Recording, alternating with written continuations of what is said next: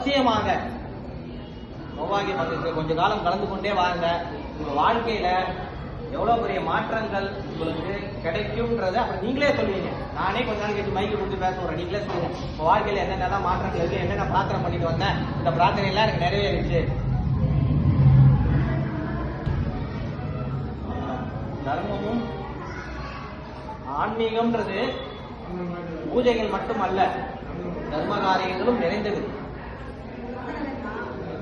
அதனால எல்லாரும் அவசியமாக யார் நண்பர்கள் யாராவது இருந்தாலும் தயவு செய்து கூட்டிட்டு வாங்க. ஞாயிற்றுக்கிழமை இந்த வாட்டி கொஞ்சம் சீக்கிரம் ஆரம்பிச்சிடும். 5:30 எல்லாம் 6 மணி ஆரம்பிக்கும் போது எல்லாம் கொஞ்சம் இதாயிடுது. எல்லாரும் முயற்சி பண்ணி முதல்ல ஃபர்ஸ்ட் நமக்கு அந்த பிளான் பண்ணும்போது கஷ்டமா இருக்கும். அதுக்கப்புறம் போக போக போக அதுக்கு நம்ம செட் ஆயிடும். 5:30 6 மணிக்கு நீங்க வரும்போது கரெக்டா 6 மணிக்கு ஆரம்பிச்சானா 2 மணி நேரம் பஞ்சதசி மந்திரமும் லலிதா சகஸ்ரநாம நாமாவளியும் சொல்லும் போது 1000 முறை நான் பஞ்சதசி மந்திரம் சொல்லுவேன். நீங்க இங்க இருக்கிறவங்க நாமாவளி 1000 முறை சொல்லணும். ஒவ்வொரு நாமாவளி ஒரு வாட்டி சொல்லும் போது 2000 முறை. அது போல எல்லாரும் சேர்ந்து செய்யும் போது அதோடைய பலன்கள் இங்க ஜாஸ்தி கிடைக்கும், இங்க வைப்ரேஷன் ஜாஸ்தி கிடைக்கும். இந்த வைப்ரேஷனால என்ன ஆகும், எல்லாருக்கும் வேண்டியது கிடைக்கும், லக்ஷ்மி கடாட்சகம் பெருகும், ஆரோக்கியம் பெருகும். அதுதான் முக்கியம். வாழ்க்கையில முதல்ல என்ன வேணும், ஆரோக்கியம் வேணும். இந்த உடல்ல ஆரோக்கியம் இல்லைன்னு வச்சுக்கோங்க, ஒண்ணுமே பண்ண முடியாது. அதனால ஆரோக்கியம் வேணும். அம்பாளோட நாமாவளி ஒன்று, ரோக பர்வத தம்போலாய நமக. லலிதா சகஸ்ரநாமம் படிக்கிறவங்க தெரியும். ரோக பர்வத தம்போலாய நமக அப்படின்னு. ரோகம் அதாவது வியாதி, அதாவது மலை என்ற வியாதியை தாய் என்ன பண்றானா 2ஆக பிளக்கிறார். அதான் அர்த்தம்.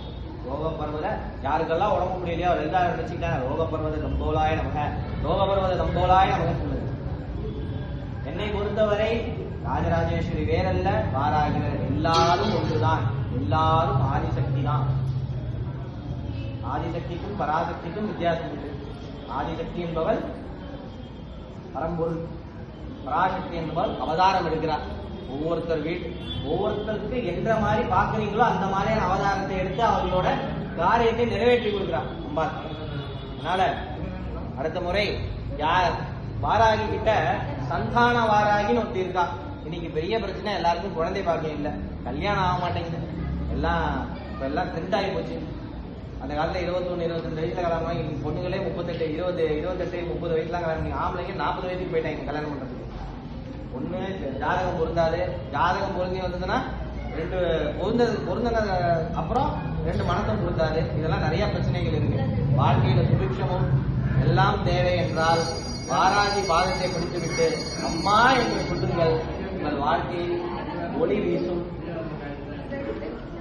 புதிய வாழ்க்கை மலரும், கர்மா கலையும் அப்படின்னு சொல்லி இன்னைக்கு நான் இந்த டாபிக்கோட முடிச்சுக்கிறேன். அலங்காரம் ஆயிடுச்சு. எல்லாரும் வாங்க, வாராகியை பத்தி நிறைய பேசலாம். வாராகியை பத்தி நிறைய இருக்கு. நான் இப்ப சொல்றதெல்லாம் ஒரு துளி தான். வாராகியை பத்தி நிறைய மறைக்கப்பட்ட உண்மைகள் நிறைய இருக்குது. அம்பாளுக்கு என்னென்ன நிறைய பூஜை முறைகள் இருக்கு, எவ்வளோ. எல்லாரும் யார் யாருன்னா வாராகியை நான் வச்சு பிரார்த்தனை பண்ணணும்னு கேட்குறீங்களோ எளிமையான முறையில சொல்லி தரேன். வீட்டுல பிரார்த்தனை பண்ணுங்க. எனக்கு இன்னும் பெருசா பண்ணணும், அந்த எளிமையான முறை அம்பாலை போய் சேர்ந்துச்சுன்னு வச்சுக்கோங்க. நீங்க செய்யும் போது அடுத்த ஸ்டெப்புக்கு அம்பாலை உங்களை தானாகவே கூட்டிட்டு போவாங்க. சரிங்களா? அம்பாலை பரிபூர்ணமாக நம்புங்க. நிறைய பேர் அம்பாள் வாங்கின அப்புறம் நான் சொல்லி அனுப்புவேன், இந்த நீங்க வாங்கி வச்ச உடனே வீட்டுல ஏதாவது டமார் டிமீர் நடக்கும், ரெடியா இருக்கணும். அந்த சண்டை வரதற்கு காரணம் இருக்கிறது, அது நிறைய பேருக்கு தெரியாது. அந்த சண்டையினால ஒரு விடிவு காலம் பிறக்கும். இவ்வளவு நாள் பிரச்சனையில இருந்த விஷயம் தீர்வுக்கு வரும். எங்க அம்மா என்ன சும்மாவா, அவ தண்டனாதா, போர் எடுத்தமா டப்புன்னு அச்சமா உதச்சமான் இருப்பா வாராகி. அதனால அப்பேற்பட்ட வாராகி சும்மா சொல்லணும்னா பட்டைய கிளம்பிடுவா. அதனால எல்லாம் சோதனைகள் கொடுப்பால். உங்க கர்மா எப்படி கழியும்? அப்போ எல்லாம் புது ஜென்மத்துல புண்ணியம் செஞ்சு வந்துட்டீங்களா? இந்த ஜென்மத்துல நம்மளால புண்ணியம் செஞ்சு சொல்ல முடியுமா உங்களால? ஒரு எறும்பை நம்ம தெரியாம காதல் வச்சா கூட பாவம் தான், அதுவும் கணக்குதான். எப்போ முக்தி கிடைக்கும்? பாவமும் புண்ணியமும் சமமான நிலைமையில இருக்கணும். ஒரு பக்கெட்ல பாவமும் புண்ணியமும் சமமாக இருந்தா முக்தி. பாவத்தை காட்டுல புண்ணியம் ஜாஸ்தியா இருந்தா அந்த புண்ணியத்தை அனுபவிக்கிறதுக்கு நீங்க ஒரு பிறவி எடுக்கணும். பாவம் ஜாஸ்தி ஆயிடுச்சுன்னா அதை எடுக்கிறதுக்கு நீங்க காரணம். அதனால எல்லாத்தையும் சமமாக பார்க்க வேண்டும். இந்த சமநிலையை நம் வாழ்வில் தர வேண்டும் என்று வாராகியை பிரார்த்தனை செய்யணும்.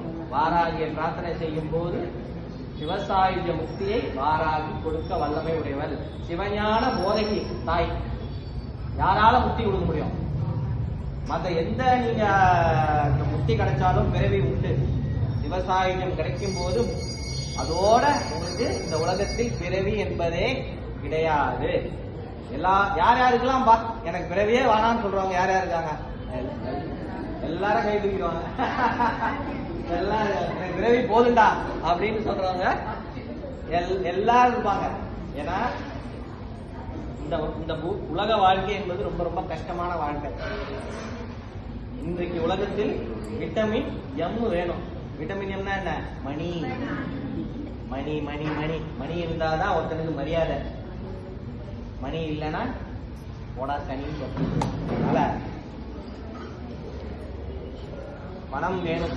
இந்த கலியுகத்தில் பணம் வேணும். அந்த பணத்தை சம்பாதிப்பதோடு நிறுத்திவிடாமல் அந்த பணத்தை மற்றவர்களுக்கு யார் முடியவில்லையோ அவர்களுக்கு தர்மம் செய்யும். தர்மத்துக்கும் தானத்துக்குமே டிஃபரன்ஸ் இருக்கு. என்ன? தர்மத்துக்கும் தானத்துக்கும் டிஃபரன்ஸ் இருக்கு. தர்மம் என்பது எந்த பிரதிபலனையும் எதிர்பார்க்க மாட்டீங்க. தானம் என்பது பிரதிபலன் வரும். அன்னதானம் செய்றீங்க, பல கர்மாக்கள் விளையும். ஆனா தர்மம் செய்யும் போது கர்ணன் செய்தது என்ன? தர்மம். எந்த பிரதிபலனையும் எதிர்பார்க்கல கர்ணன். இன்றைக்கும் அதனால்தான் அவரை பத்தி பேசிக்கிட்டு இருக்கோம். எதை கேட்டாலும் தப்புன்னு யோசிக்க மாட்டேன், எடுத்து கொடுத்துருவாரு. இந்த கைக்கு தெரியக்கூடாது, டக்குன்னு கொடுத்துட்டு போயிட்டே இருப்பாரு. அதனாலதான் கிருஷ்ண பரமாத்மா என்ன பண்ணாரு? கடைசியில போய் யார்கிட்ட கேட்டாருப்பா, உயிர் போல தர்மத்தை எனக்கு தானமா கொடு, தர்மத்தை தானமாக கொடு என்று கேட்கிறார். அதனால தர்மமும் செய்யணும். ஆன்மீகத்துல நிறைய படிச்சுட்டேன், அது மட்டும் உங்க நோக்கமாக இருக்கக்கூடாது. ஒரு சிலரால பண உதவி செய்ய முடியும், ஒரு சிலரால உடல் உழைப்பை கொடுக்க முடியும். அதுவும் ஈக்குவலா பெனிஃபிட் தான்.